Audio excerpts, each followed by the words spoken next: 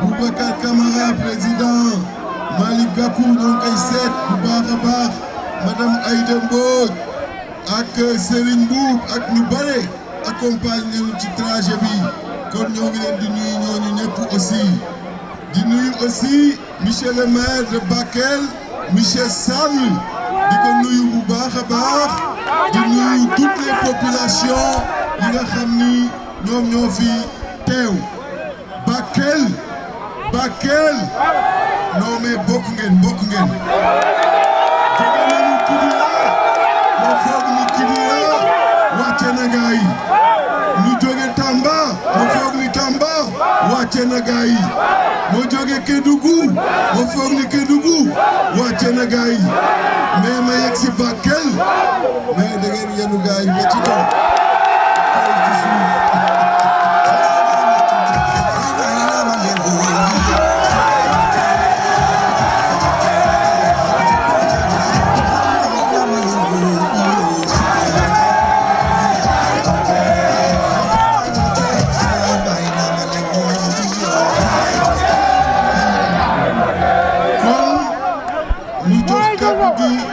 ki nga xam ni moo tax midi ba tey ngeen di woote di xool fan la tollu ki nga xam ni moom mooy porter l'espoir de toute la jeunesse de toutes les couches ki nga xam ni moom moo war exécuter li nga xam ni moom ngeen dénk le président de la République le 24 mars ki nga xam ni ñëpp dañoo bëgg ñu jox ko une grande majorité à l'Assemblée nationale ñu mën a changer réew mi kooku mooy kan DJ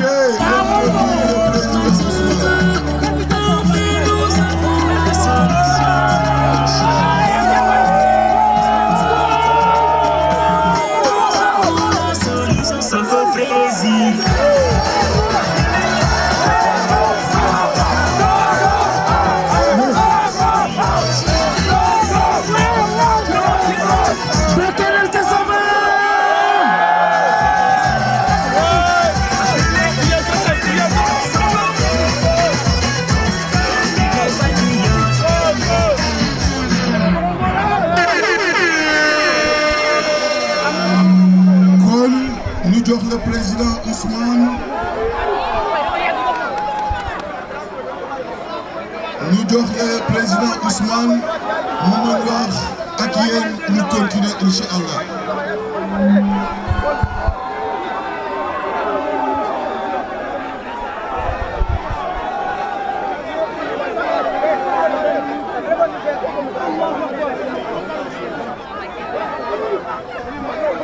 Nous sommes bien. mbokki Bakel asalaamaaleykum. ziar nañ leen bu baax a baax. di leen masawu xam naa ni xaar ngeen lu yàgg waaye suba ba léegi yéen a ngi suivre caravane bi ni ko président ci waxee foo dem rek day mel ni foofa la. waaye y a une mobilisation exceptionnelle à Bakel boo xam ne boo ko méngaleeg situation bi nga xam ne moom la àdduna yëpp xam te muy situation bu Bakel di dund day multiplier cette mobilisation par 10. Bakel maa ngi leen di nuyu di leen féliciter. di nuyu la coordination départementale de Pastef Bakel, tous les militants et les militantes ku ma ci xam ak ku ma ci xamul xam leen ni suñu xol sedd na ci yéen et je veux vous féliciter ci seen taxawaay ci le combat pour la révolution bi nga xam ne tey moo jur résultat bi. di nuyu ñi nga xam ne ñëpp nag ñëw nañu pour jàpp ci liggéey bi muy maire yi nga xam ne maire département bi lañu doore ko ci maire dëkk bii di Ibrahima Baba Sall waaye di ci teg maire Sori Kaba ak maire Diakoy Tunkara bu Moudéri, maire Amady Ka bu Sinthiou Fissa ak maire Diadje Sawane bu Fissa Gàcceri ñoom ñëpp ñu ngi leen di nuyu ndax temps yii def nañu déplacement ñëw ba Dakar seet si ma kon ñu ngi leen di nuyu di leen ziare di nuyu nag toutes les populations du département rawatina nag ñi may massaw commencé ci Bakel waaye teg ci waa Yaxara waa Arundu waa Koungani waa Golmi ak waa Baalu ñoom ñëpp dund nañu li nga xam ne moom la ñu xam ñun ci inondation yi muy situation bu métti mbokki Bakel am na situation yoo xam ne bu amee ci réew ñu xam ni lii am na ku daan français dégg nga wolof te dégg nga français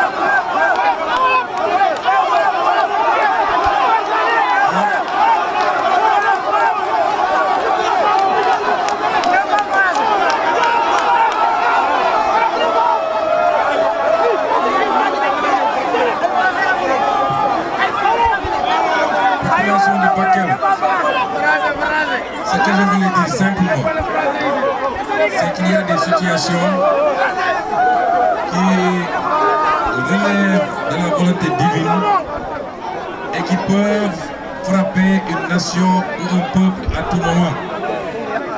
Quand ces situations arrivent, la responsabilité de chacun et chacune d'entre nous, c'est de faire bloc autour des autorités pour qu'ensemble nous puissions faire face.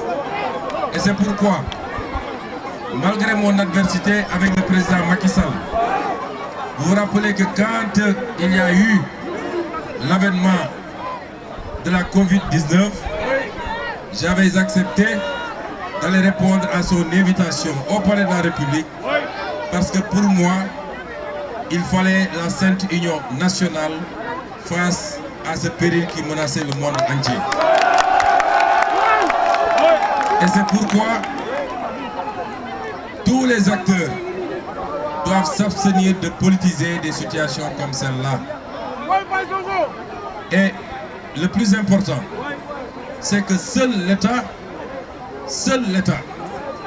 peut aujourd'hui être aux côtés des populations et apporter des solutions. Personne d'autre ne peut le faire.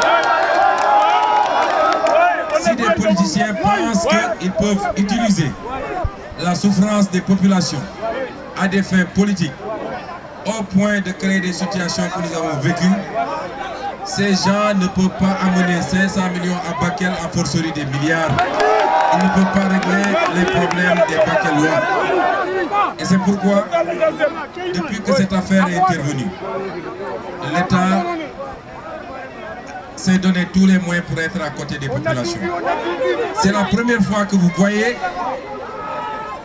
la survenance d'une catastrophe et qu'immédiatement le président de la République lui-même, toute affaire cessante, se déplace pour venir aux côtés des populations, pour constater lui-même et pour essayer d'apporter des solutions. Pendant 12 ans, ils ont été au pouvoir. On ne les a jamais vus se déplacer pour compatir à la souffrance des populations. Des solutions d'accompagnement, on va en apporter. J'ai annoncé lors de la réunion interministérielle que j'ai tenue il y a une quinzaine de jours à Dakar, une enveloppe de 42 milliards. Cette enveloppe, j'ai vu un acteur politique de passage dans la zone parler de 8 milliards. 8 milliards, c'était l'enveloppe pour les premiers secours. C'était l'enveloppe pour éviter que dans les zones impactées, qu'il y ait des gens qui aient des problèmes pour se nourrir, ou pour se vêtir, ou pour se protéger contre les moustiques, ou pour se soigner. C'était ça la priorité. Mais vous savez que ces crues vont laisser un certain nombre de désagréments. des maisons vont être endommagées, des cultures ont été détruites. Il y a même peut-être du bétail qui a été perdu. Et c'est pourquoi le reste de l'enveloppe va servir à accompagner toutes les populations qui ont été impactées à reprendre leur activité, mais surtout à rejoindre leur domicile dans les meilleures conditions possibles. Population de Bakel, vous savez très bien, vous qui êtes nés ici, vous qui avez grandi ici, vous savez très bien que les phénomènes de crue sont des phénomènes naturels. C'est parce qu'il y a de fortes pluviométries que le fleuve reprend son lit majeur.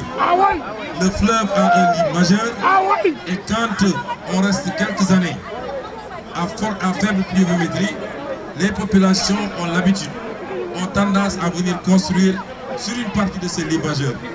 Mais à chaque fois que la pluviométrie reprend, le fleuve a tendance à reprendre son lit naturel et c'est ça qui justifie les crues que vous connaissez. On en a vu en Mauritanie, on en a vu au Mali, on en a vu un peu partout dans le monde parce que vous avez vu ce qui s'est passé il y a une semaine en Espagne. Les crues ont toujours servi aux populations parce que quand il y a des crues, c'était des moments importants pour l'agriculture.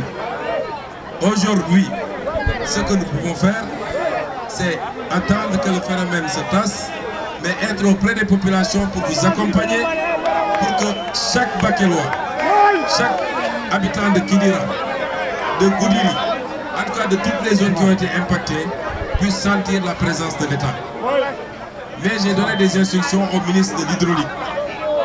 Vous avez entendu parler des lacs et des mares de Bakel. Nous allons travailler à réhabiliter ces lacs et ces mares. Parce que normalement, s'il y a une bonne réhabilitation, une partie de ces eaux, lorsque le barrage risque de céder et que les gens sont obligés de lâcher, une partie de ces eaux va être récupérée par ces mares et ces lacs. Et c'est un potentiel extraordinaire pour l'agriculture. La semaine dernière, le ministre Cheikh Tidiane Dièye et la dame qui est directrice générale de l'Office national des lacs étaient ici à Bakel pour faire la prospection pour que nous puissions faire ce travail-là. Toutes les mesures seront prises pour que cette situation qui peut être impactante, qu'on puisse la transformer en opportunité pour Bakel, pour tout le département de Bakel, mais pour toute la région du fleuve. C'est cela que nous allons faire pour accompagner les populations. Il est important. Nous savons toutes les préoccupations qui sont les vôtres et qui sont les mêmes qu'on trouve presque partout au Sénégal. C'est parce que pendant 64 ans, des gens se sont succédés à la tête de l'État du Sénégal et ont très peu travaillé pour le peuple sénégalais, mais ont travaillé pour leur propre intérêt et pour les intérêts étrangers. C'est de cela qu'il est question aujourd'hui. Dans toute cette zone, il y a un potentiel minier. On a parlé d'or, parce que nous sommes ici dans le pôle sud-est. C'est le pôle le plus riche du Sénégal. On a parlé d'or, on a parlé de fer. La Falémé est ici à côté. Et il y a du fer à la Falémé. Il y a 5 ans de cela, ils avaient signé avec une entreprise turque et ce fer allait être pratiquement vendangé au profit d'intérêts étrangers. Vous nous aviez entendu faire notre conférence de presse, dénoncer cela et on s'est bien battu au point qu'ils ont reculé et c'est pourquoi le fer qui est là est encore intact et nous allons l'exploiter au profit des populations du département, au profit des populations de la région, mais au profit du peuple sénégalais dans son ensemble. Ici, il y a énormément de potentiel. Nous avons du manganèse. C'est l'une des rares régions du Sénégal où on trouve cette ressource naturelle extrêmement prisée. Tout ce qu'on doit faire, tout ce dont on a besoin pour construire une plateforme industrielle, il y en a ici à Bakel. Si vous lisez le programme que nous avons présenté dernièrement, la vision 2050, nous avons dit que ce pôle est le pôle qui va avoir la plus grande croissance et la croissance la plus rapide, passant de 1 million de francs par tête d'habitant en termes de PIB rapporté à l'habitant à 4 000 francs au terme de l'application de notre programme. Je l'ai défini et je l'ai développé hier lors du meeting de Tambacounda. Et c'est pourquoi, même le troisième barrage que nous voulons construire sur la Falémé, qui sera un barrage à la fois électrique, mais également un barrage hydraulique, et qui va permettre de régler définitivement la question de l'orpaillage clandestin tout le long de la Falémé, c'est-à-dire le barrage de Gourbassi. Le programme est lancé. Nous allons travailler à mobiliser les financements pour le faire ici. Et tous ces programmes seront très utiles pour l'agriculture, irriguée aussi bien en saison sèche qu'en saison pluviale. Et c'est pourquoi la population de Bakel, ses ambitions sont très claires. La vision est précise. Les équipes sont bonnes. Vous avez un très bon président de la République que vous vous êtes choisi vous-même. Jeunesse de Bakel et jeunesse du Sénégal. Vous avez un gouvernement dont je suis le chef moi-même et je crois pouvoir dire que vous avez un très bon gouvernement. Qu'est-ce qui manque pour pouvoir dérouler le programme aujourd'hui? Qu'est-ce qui nous manque? C'est d'avoir une majorité écrasante à l'Assemblée nationale le 17 mai. Je n'ai même pas parlé du volet agricole, parce que ça va prendre beaucoup de temps. Mais tout ce qu'on vous demande pour parachever le contrat moral qui nous lie à vous, c'est de nous donner une majorité écrasante. Minimum 150 députés au soir du 17 novembre pour permettre au président Bassirou Diomaye Faye de gouverner, de prendre les lois qui doivent transcrire les aspects économiques, juridiques, administratifs, sociaux du programme qu'on vous a présenté. Pour pouvoir aligner le budget à partir du budget 2025, pour pouvoir aligner le budget, laissez M. le maire arriver, s'il vous plaît. Laissez M. le maire.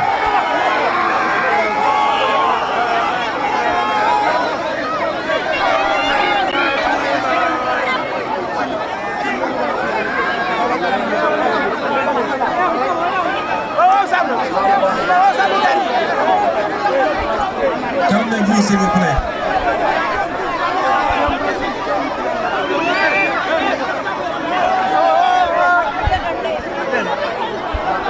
Voilà, donc monsieur le maire yegsi na. Donc monsieur le maire moom mooy yegsi noonu. Waaw mbooloo mi dafa xaw a bëri juste ñu calmé wu rek bu ko defee donc monsieur le maire mooy yegsi noonu. Boy wàcce fi nga yegg. donc dal leen bu baax a baax ñu continuer waxtaan bi bu ko defee ñu continuer incha allah voilà am na programme bu ñuy xaar kon mi ngi waat daaneel ñu déglu ko mu pare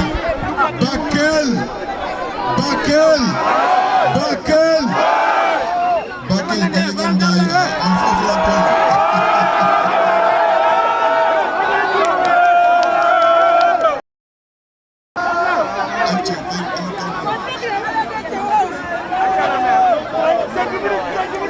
Bienvenue, monsieur le maire. Entrez dans votre ville sans vous apercevoir. Ce qui est un crime de lèse-majesté. Donc j'ai demandé après vous, merci d'être là. Ce que je voulais dire, mon allocution, je vous ai parlé du hub industriel que nous voulons ici, qui sera accompagné des infrastructures qu'il faut. Certains ont parlé de routes et de chantiers. Nous avons un ambitieux programme de désenclavement des régions et des départements périphériques, surtout les zones frontalières. J'ai toujours dit que les zones frontalières doivent être conçues, programmées par rapport à la capacité que nous avons de capter les économies voisines plutôt que par rapport à la centralité de Dakar. Aujourd'hui, Bakel est une ville frontalière au Mali, à d'autres villes maliennes. Et l'on me dit que des populations de Bakel sont obligées quelquefois de prendre la pirogue pour traverser et aller se soigner au Mali. Ça devait être le contraire. Bakel doit être aménagé avec des infrastructures médicales, avec des routes, avec des infrastructures, des réceptifs hôteliers, de sorte que c'est les voisins qui devront traverser pour venir dépenser leur argent ici. Et c'est pourquoi, même le chemin de fer, par rapport à l'exploitation du fer de la Falémé, le chemin de fer qui doit conduire directement au port minéralier et qui doit permettre de pouvoir exploiter ce fer dans les meilleures conditions après avoir été transformé ici à Bakel avec le pôle sidérurgique qu'on veut faire dans le pôle sud-est. C'est cela l'offre politique du président Bassirou Diomaye Faye pour Bakel et pour le pôle. Et c'est pourquoi, tenant compte de tout ça, les populations de Bakel, et je n'ai aucun doute qu'il en sera ainsi, doivent nous donner la possibilité de gouverner, de prendre les lois qu'il faut, de faire les réformes qu'il faut, d'aligner le budget 2025 sur les priorités de la vision 2050 avec le master plan 2034, mais surtout de l'aligner sur le plan d'action gouvernementale 2029. C'est cela le principal enjeu de ces élections. Est-ce que Bakel est prêt? Est-ce que Bakel est prêt? Est-ce que Bakel est prêt? Vous savez, est-ce que Bakel est prêt à quoi? Est-ce que Bakel est prêt? D'abord, avec tous les dignes fils de Bakel, avec tous les militants et les militantes, avec tous nos partenaires qui sont venus nous rejoindre avec la valeur ajoutée qu'ils vont apporter, notamment M. le maire et tous les autres maires, avec toutes les autorités qui ont été promues depuis que le président Bassirou Diomaye a été élu président de la République et a passé pouvoir. Ici dans le département de Bakel, il y a au minimum 4 ou 5 directeurs généraux, dont M. Koulibaly ici, qui ont été promus, et il y en aura encore et encore, parce que le potentiel humain qu'il y a ici, nous le connaissons. Est-ce que l'ensemble de ces acteurs sont prêts aujourd'hui à d'abord, écoutez-moi bien, à d'abord donner les 2 députés du département de Bakel à la liste PASTEF? Est-ce que vous êtes prêts à faire ça? Mais cela ne suffit pas. Parce que nous serons vers une élection pour ramener Raoul Gadoula. Celui qui est premier, même s'il a 40%, il prend les 2 députés. Donc, li ma wax noonu mooy jox leen ni député ñaari député dëkk bi. Mais en dehors de ces 2 députés-là, si on a 40% et que tous les autres se partagent comme ñi am 5%, ñi am 10%, on prend les 2 députés. Mais moi, Ousmane Sonko, 40% doyuma. Moi, je veux avoir 75% à Bakel. Est-ce que vous êtes prêts à nous donner 75%? Est-ce que vous êtes prêts à me donner 75%? J'ai pris l'engagement ici. Et je l'ai dit et je le redis. Il y a un concours qu'on a lancé. Un challenge.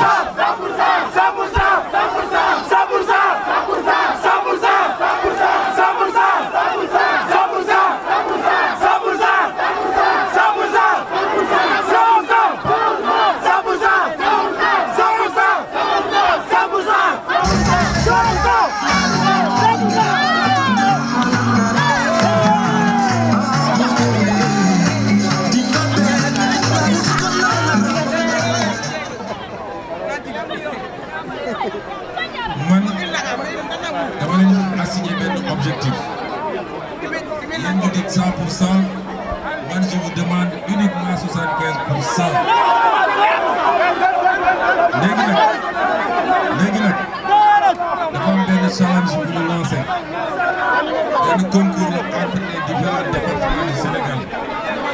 Vous savez qu'il y a 46 départements au Sénégal, plus les départements, les circonscriptions de la diaspora. Les 10 premiers départements, c'est les scores, 10 premiers départements, il y a une prime spéciale. Une prime spéciale, on va donner ça aux 10 premiers départements. Donc, dans moins de 15 jours, le dimanche 17, Inch'Allah, dans moins de 15 jours, à cette heure-ci, vous avez fait combien? Si vous avez mené 25%, beaucoup de. Si vous avez mené 50%, beaucoup de. Si vous avez mené 60%, beaucoup de. Parce que les gars, c'est des rames de Fatanga. Partout où je suis passé, gars, c'est des rames de Fatanga. Il y a des départements qui mènent Mbaké, qui mènent Dakar, qui mènent Ziguinchor, qui mènent Banda, et qui mènent déjà 25%. Donc, yéen da ngeen war a def remontada ngeen war a def. Est-ce que vous pensez que Bakel mën na def remontada? Li ci kanam raw ñu on se donne rendez-vous dans 15 jours Inch'Allah à cette heure-ci. Bu ngeen def remontada nag dinaa ñëw ak carton rouge bi. Bu ngeen defee remontada bi nag vous aurez une prime spéciale boo xam ne yéen waa Bakel di ngeen ko gis ba mu mat sëkk. Et je parle sous la surveillance de monsieur le maire, de tous les directeurs généraux qu'on a nommés et qui sont des fils de cette département. Lu neex du doy li duuf lépp xajul ci cin li ñu ngi leen di gërëm di leen sant et on va vous demander la route parce qu'on doit aller par Kanel et continuer jusqu'à Ourossogui. Vraiment content nañu. Assalamu alaikum wa rahmatullahi wa barakatuh. Le président Ousmane Sonko tenir na ko fi nga xamante ne moom mooy biir Bakel et je crois que bi may ñëw ci le cas barrage Diamabi ak barrage hydroélectrique Monantali je crois que rejoindre na moo ci point boobu noonu par rapport ak catastrophe naturelle bi nga xam ne moom moo ci am. Donc il va falloir que ñu revoir li nga xamante ne moom mooy barrage mais aussi ci yenn perspective la ñuy teg wala yenn mesure pour mun a assurer li nga xamante ne mooy barrage bi moom mooy kàddu yi présent jëmale ko ci cas boobu waaye aussi potentiel yi nga xamante ne Bakel am na ko ndaxte li nga xamante ne moom mooy feeru Falémé bi waroon nañu dem ci exploitation depuis très longtemps mais on a vu que depuis lors dañuy exporter brut te l'exportation brute arrangé wul population bi fi yeewoo ndaxte transformation boobu moom mooy permettre tey population bi am ci bénéfice biñ ciy am mooy industrialisation bi dina leen permettre tey ñu amaale liggéey population bi am revenu ñu mën ci gis seen bopp mais li nga xamante ne moom moo jëm ci wàllum drainage bi ci wàllum maraîchage bi tant que maa ngi ko doon wax lac artificiel yi war nañ ko fi mën a def ndaxte ñu ngi préparé benn autoroute de l'eau tey ndox boobu nga xamante ne embouchure bi mu ngi koy sànni war nañ ko mën a récupérer mu nekk avant